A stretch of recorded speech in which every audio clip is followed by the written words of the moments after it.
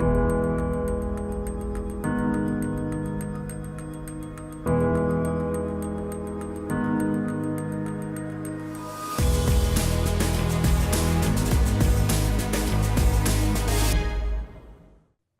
back. In this segment, we want to give you the first key to being a great mobilizer, and that is being a great communicator. You don't necessarily need to be a fantastic public speaker or a masterful preacher. That's not necessarily the expectation. However, if you're going to be an effective mobilizer, if you're going to help people get more involved in global missions and get people launched into fulfilling their role in the Great Commission, if you're going to do that well, you're going to have to be able to effectively communicate and articulate why you are passionate about global missions. So frequently we understand the content of what we want to teach, but we don't spend a lot of time getting good at articulating the content in a manner that is compelling and attractive. You have to be able to get up in front of groups of people, whether that's small groups or large groups. You're going to have to be able to get up in front of people and articulate why they ought to care about global missions. You're going to have to be able to sit in small groups or sit one-on-one over coffee and teach people why they should care about global missions. Being able to articulate, teach, and speak well will have a profound impact on whether or not you are an effective mobilizer in helping people get involved in the Great Commission. Along with that, we would encourage you to really learn how to be a great storyteller. Really, as you're mobilizing people, what you're frequently going to be doing is getting stories from the mission field or stories from people around the globe that are in need. Learning to take their stories and tell them in an effective manner is going to be really, really helpful. The best way to do this, frankly, is just to practice. So what I would encourage you to do, find a story of someone who is on the mission field or someone that is in a people group that is in need, get their story, find some of the facts, and then find people in your life that will let you practice telling the story. And then ask for feedback. Ask them to be honest. Beg them to be honest. Say, no, tell me the truth. How did I really do? Practice telling stories in a way that are compelling.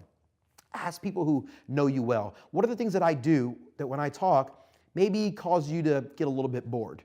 And this is going to sound difficult to hear, but I would encourage you to ask honest questions about this. Ask them, what are the things that I do that maybe cause you to glaze over a bit? We've all been there, right? And then you want to ask people who know you well, what are the things that I'm doing that is causing you to want to listen more? In addition to that, I'd encourage you to listen to public speakers or communicators or preachers out there that you respect, that you think are really good storytellers. And listen less to the content of their story, but listen more to the way in which they share the story. Things like voice tones, things like volume or intensity or speed. When you're really, really excited, you want to talk really fast and bring the volume up, but then you want to pause and bring your voice tones down and your volumes down, elongate your words a bit. Go sort of up and down. It's a masterful way to grab people's attention.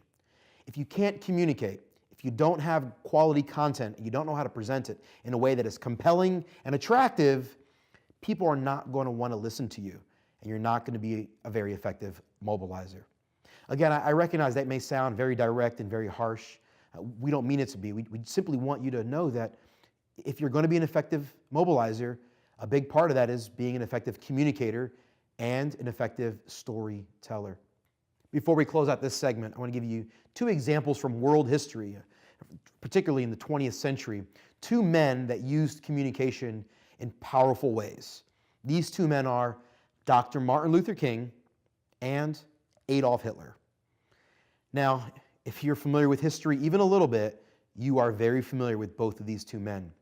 Both of these men were masterful communicators. They knew how to use their words to inspire people to do what they wanted them to do. They knew how to speak with cadence. They knew how to speak in a manner that would encourage people to act, to actually jump into action. Dr. Martin Luther King used his masterful communication skills to inspire many people to do good. He did immense positive for our world. Of course, the other man I've mentioned, Adolf Hitler, he used his public speaking skills for incredible evil. He used his communication skills to motivate and mobilize many people within Germany and beyond to join the Nazi Party and to do evil things to many people across Europe. With these two men, we see the power of communication. We see that communication has the ability to rally people to a cause and choose to sacrifice for a particular movement or campaign. And we see that communication can be used for incredible good or incredible evil. I hope and pray that all of us would work really hard to be great articulators of truth, great communicators of that which we are passionate about, and that we would do it for immense good. In the next segment, we're going to talk about the fact that every single one of us as believers have different roles to play in the Great Commission.